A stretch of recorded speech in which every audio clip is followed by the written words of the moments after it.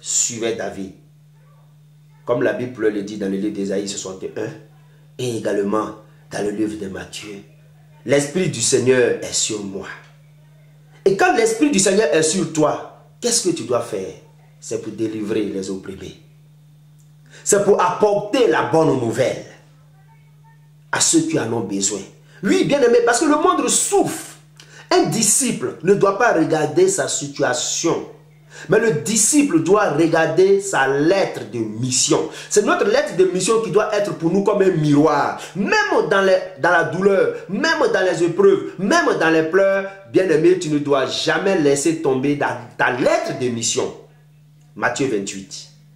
Allez et faites de toutes les nations des disciples, les baptisant au nom du Père, du Fils et du Saint-Esprit, et leur enseignant ce que je vous ai enseigné. Et ça, c'est notre lettre de mission. Mais bien aimé, ne pense pas que lorsque tu as une lettre de mission, tu ne peux pas avoir d'accident en route. Ne pense pas que lorsque tu as une lettre de mission, tu ne peux pas avoir de difficultés en route, bien aimé. Ton patron peut te donner une mission, peut te confier une mission. Mais chemin faisant, l'avion peut s'écraser et tu peux mourir. Cela s'appelle mort sur le lieu du travail. Et ça, c'est très important. Lorsqu'un militaire va en guerre, son objectif et son but, c'est de gagner la guerre.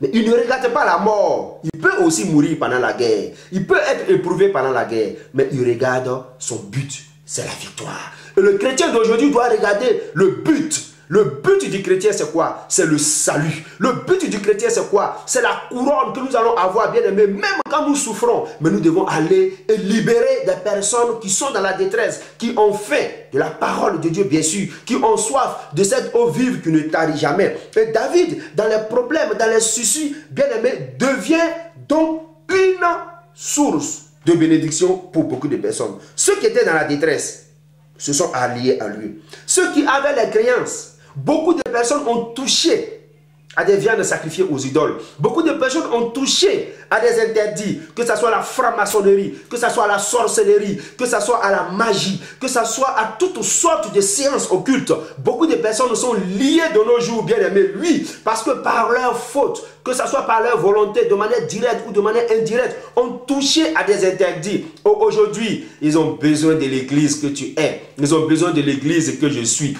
pour les libérations. Mais si nous voulons regarder notre situation, que pouvons-nous faire? Nous allons finir par brûler notre lettre de mission. Ce matin, bien-aimé, ce jour, en ce moment, je parle aux disciples. Je parle à celui-là qui dit que l'Esprit du Seigneur est sur moi pour libérer et pour annoncer sa parole. Je ne parle pas à celui-là qui n'a pas l'Esprit de Dieu, mais je parle en ce moment, je parle à cette heure à celui-là qui dit avoir l'Esprit de Dieu. Dans la détresse, David est allé libérer. Dans la souffrance, il a apporté la solution à beaucoup de personnes. Oui, des personnes qui avaient des créances, que ce soit des créances physiques, argent, biens matériels ou tout, ou des créances spirituelles.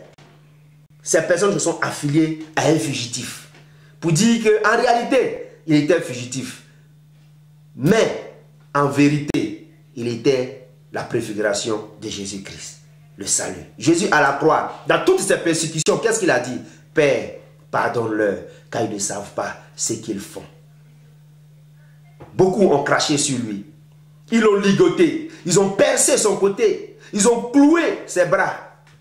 Regardez dans quelle souffrance est-ce que Jésus se trouvait. Mais Jésus savait une chose, c'est qu'à la fin de toute cette souffrance, il aurait le salut pour toi. Il aurait le salut pour moi. Et toutes ces personnes se sont affiliées à David. Et David est devenu donc quoi? Leur chef. Et voici comment est-ce qu'il a poursuivi sa route.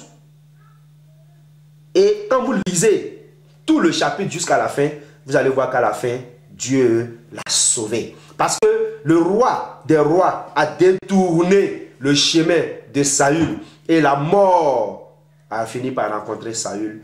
Et le salut a fini par rencontrer David. Et voilà comment est-ce que David est rentré dans sa promesse. Bien-aimé, à travers ce canal, je vais te dire une chose. Protège ce que Dieu a mis en toi. Protège seulement ce que Dieu a mis en toi. Sinon, tu peux également le perdre par ta faute. Que Dieu vous bénisse. Amen.